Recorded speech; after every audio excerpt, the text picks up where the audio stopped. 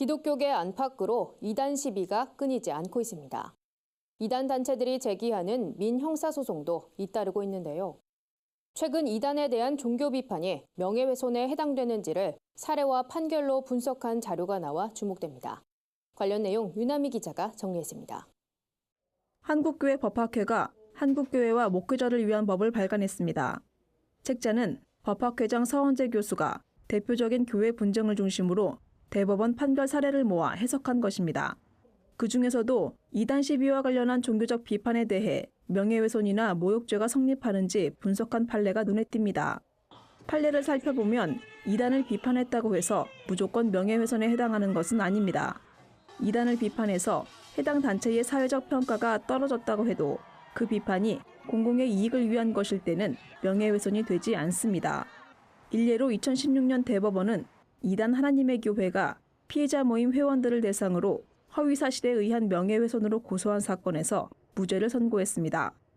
피해자들은 하나님의 교회 앞에서 교주 장길자와 그 폐해를 고발한 인쇄물을 화물 탑차에 부착했는데 재판부는 피해자들이 다소 과장되거나 부적절한 표현을 사용했어도 심한 정도가 아닌 이상 허용돼야 한다고 판단했습니다. 또 이단을 비판하더라도 그것이 사실을 적시한 것이 아닌 단순히 자기 의견이나 판단을 표시한 것도 명예훼손에 해당되지 않습니다. 다만 모욕죄는 성립할 수 있습니다. 일례로 하나님의 교회 안상홍을 교주로 찬양하는 어린이들의 동영상을 보여주면서 모자이크를 하지 않은 채 이들을 사이비 교도로 표현한 행위에 대해 법원은 명예훼손의 성립은 부인하고 모욕죄는 인정했습니다.